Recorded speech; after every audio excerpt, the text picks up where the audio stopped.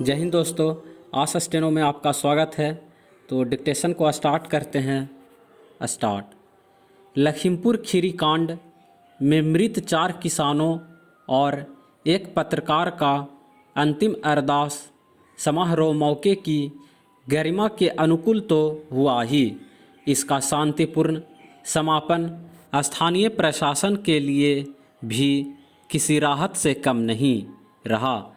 संयुक्त किसान मोर्चा द्वारा आयोजित इस कार्यक्रम में कुछ राजनेताओं के पहुंचने की खबर को लेकर तरह तरह की आशंकाएं जताई जा रही थी, लेकिन आयोजकों और नेताओं दोनों ने अपने अपने तय मर्यादित आचरण ही किया।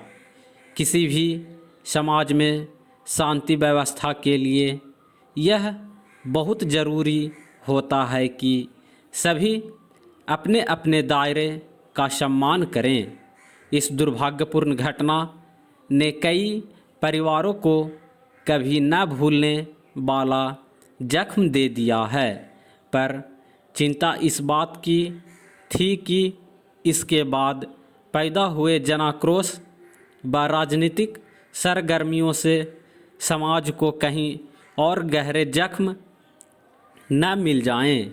लेकिन कल के कार्यक्रम से यही संदेश निकला कि शांतिपूर्ण तरीकों से भी इंसाफ की मांग की जा सकती है और उसके लिए दबाव बनाया जा सकता है। केंद्रीय सांख्यिकी संगठन के अनुमान के 5 दिनों के बाद ही उससे असहमति जताते हुए विश्व बैंक ने वैश्विक आर्थिक परिदृश्य में भारत को चीन से भी तीव्र बढ़ने वाली अर्थव्यवस्था बताकर देश के भीतर आशा का संचार किया है।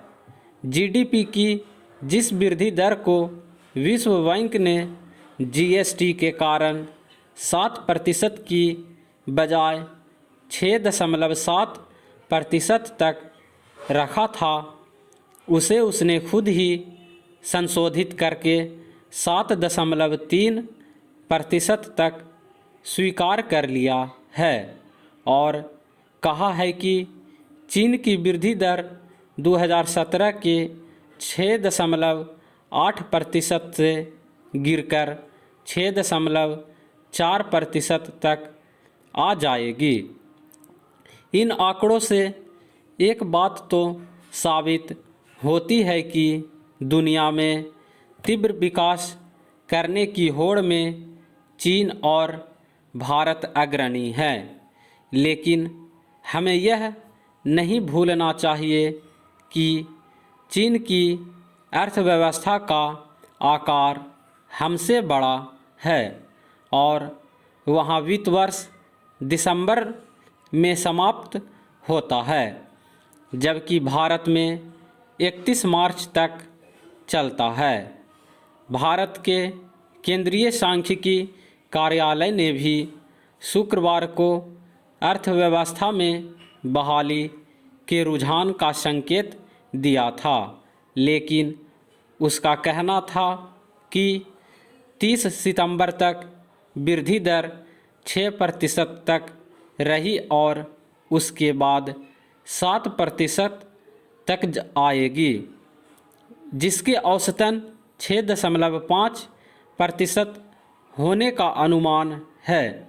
विश्व बैंक का कहना है कि 2017-18 के वित्त वर्ष में भारत की विकास दर का औसत 7% तक रह सकता है, जबकि अगले 2 सालों में वह 7.5% तक जा सकता है।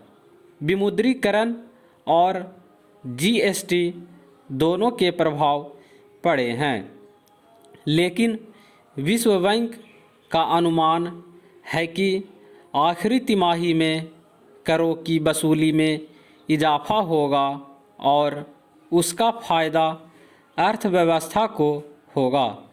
सरकार के जिन उपायों को इस आशावादी तस्वीर का श्रेय दिया जा रहा है उनमें अर्थव्यवस्था में स्थायित्व, बट्टा खाते के कर्ज, एनपीए के खिलाफ कदम और श्रम सुधार जैसे 3 प्रमुख सूत्र हैं। बट्टा खाते के कर्ज से निपटने के लिए सरकार जो बॉन्ड जारी करने जा रही है उससे वित्तीय घाटा बढ़ सकता है और सरकार की 3% की प्रतिज्ञा टूटकर 3.39 तक जा सकती है। उधर श्रम सुधारों के विरुद्ध मजदूर संगठनों का दबाव है और इस मामले में वाम और दक्षिणपंथी दोनों ट्रेड यूनियन एकजुट हैं। उधर वृद्धि दर के बढ़े आंकड़ों पर भाजपा सांसद डॉक्टर सुब्रमण्यम स्वामी से लेकर राष्ट्रीय सांख्यिकी आयोग के पूर्व चेयरमैन प्रणब सेन तक संदेह जताते हैं। जनता को इनके सही होने और अच्छे प्रभाव पड़ने का इंतज़ार है।